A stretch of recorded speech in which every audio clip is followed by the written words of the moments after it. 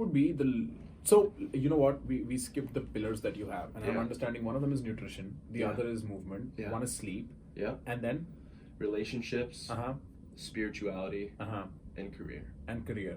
What is the lowest hanging fruit, or what is a digestible version of all these pillars? Like, let's start with, say, stress and sleep. What's the lowest hanging fruit that one can do for stress and sleep? So I think we definitely touched on diet. We've touched on movement, which is Mhm. exercise, and then stress. I think stress is two pronged, right? So there's the physical stress, right? So people think of stress as like, oh, my job or my relationship or my finances, but there's also this second group of stress that most people have no idea exists, and that's environmental stress.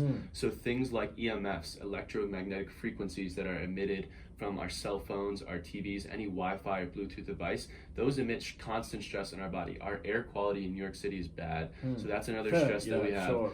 Water quality, a lot of people think tap water is fine, and New York has the cleanest tap water. Well, if you actually look at the sanitation ratings, New York tap water is really not very well rated, and maybe it is the best tap water, but it still has chlorine and fluoride, and if anyone is really educated on the consequences of having that every day, they wouldn't want it. So there's a lot of environmental stress and pollutants that are put on our bodies living in these urban cities and just in the modern world, and that's one thing people neglect is those environmental stresses. I help people identify those and get those out of.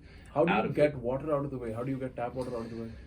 Drink filtered water. I mean, a Brita is a good place to start, but I still think Brita doesn't filter out some of the things like the fluoride in our water system. So there's better reverse osmosis filters are definitely the best way to go. Very interesting. I have some recommendations on specific brands I can share with you afterwards, and even I'll put that in the show notes. Yeah, for give you some links to some products that I recommend.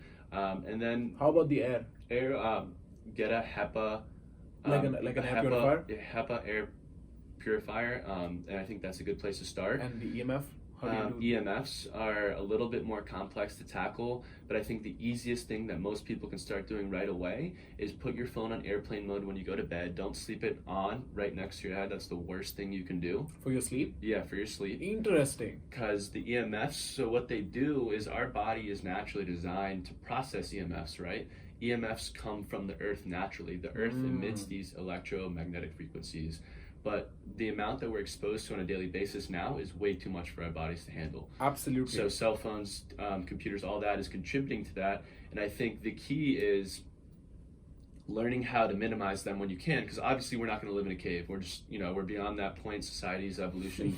Yeah, so we can't do that. So I try to be realistic with my recommendations. One is turn your phone off at night, just put it on airplane mode. Your alarm is still going to work, but you're not going to be exposed to those EMFs. Another easy thing is keep your computer out of your bedroom, right? Because a lot of people sleep with it in their room. It's actually emitting EMFs when the laptop screen is closed, because it's still receiving signals. So keep it out of your room, and then keep your router of your house, that's probably the biggest source of EMFs, at least 20 feet away from where you sleep, because that's where you spend the majority of your time most likely. So the 20-foot rule is a good one to keep things 20 feet away if they're not powered off, and if it's next to you, make sure it is powered off or in airplane mode. So that is an easy way. People can probably eliminate 50, 60, 70% of the EMFs in their home environment. And then as far as the other stresses in life, I'm a big believer in finding a form of breathwork or meditation that works for you, practicing something like yoga, incorporating that into your movement routine and into your overall lifestyle, I think is key. And I think everyone should be doing that. I think breath is hands down the most powerful tool we have built into our body to manage stress, and most people don't know how to breathe properly. I'm not a breathing expert, but I've practiced probably 20 different types of meditation and breath work, so I at least have a good feel for what's out there. And once you get in tune with how your body breathes, you can really control your emotions, your stress levels. You can bring yourself down in really high tense situations, and you can just channel a different energy that you're not able to naturally do when you're what's called chest breathing or shallow breathing, which is anyone who's having a panic attack is usually in that state of breath. And teaching people how to breathe a little bit more consciously is something that I work on doing, and I think that's a huge tool for everyone that anyone could start doing. Is just download Headspace, right? Start doing some guided meditations. All you have to do is pop in headphones, do it for 10 minutes when you wake up or before you go to bed, and that's just an easy place for anyone to start and get in touch with like their body and their mind, and how to learn how to kind of slow things down when you want to, because our minds are always racing and it's really hard to shut them off. I think it's impossible, but learning just to take our attention off all the stress that's going on around us and bring it inside of us is a really, really powerful tool.